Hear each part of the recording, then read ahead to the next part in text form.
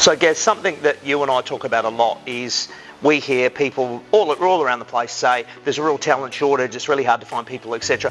And there are a lot of resources, there are a lot of places people can go to educate themselves on how to recruit better, but I wonder whether there's a little bit of resistance there from some people to actually be open to new ways to recruit. Yeah, I think in a lot of ways sometimes people just throw their hands up, it's just all too hard. And we were at a conference just last week and I remember writing down there, is there a talent shortage or is it just the way you go about it?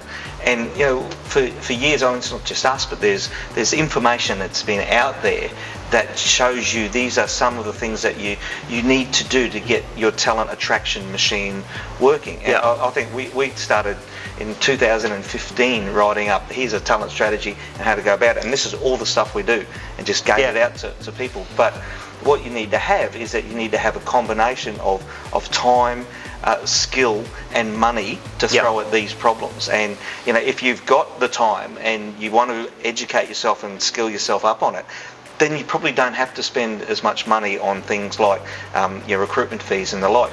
However, if you haven't got the time and you don't really want to skill yourself up too much, well then you're probably going to have to pay someone else is going to have to do it. So that's the way it works. But as much as wanting to learn about it, it's just the reasons why you want to learn about it. And as we say to people, you've got to have a good EVP, you've got to have a good employee experience.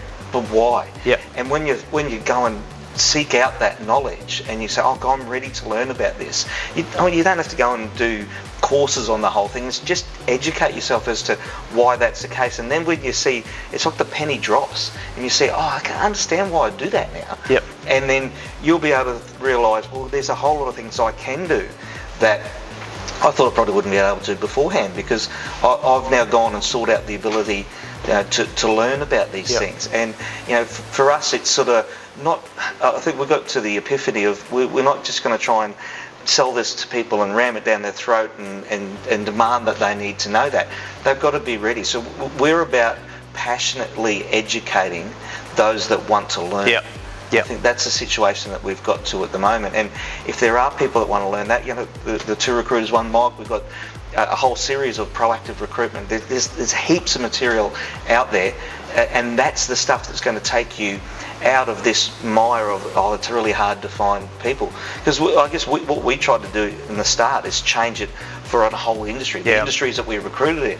And that's a massive amount of change that needs to happen. And you're lobbying governments and you're changing policy and all that sort of stuff. And that's stuff that's going to take generations to get through.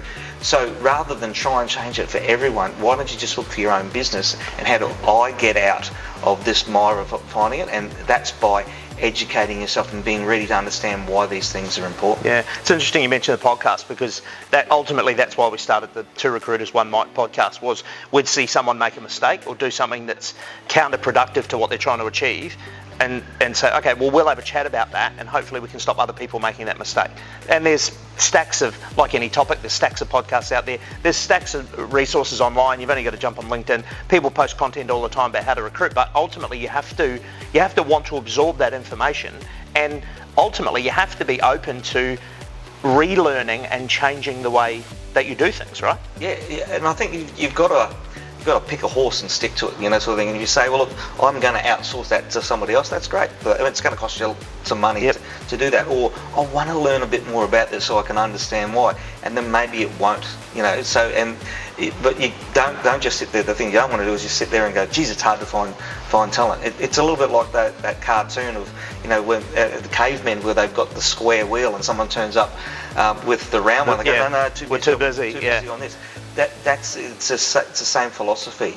If you don't get a chance to want to learn this, and I don't mean do a university course, I just mean a couple of key points, then you're always going to be stuck. It's going to be hard.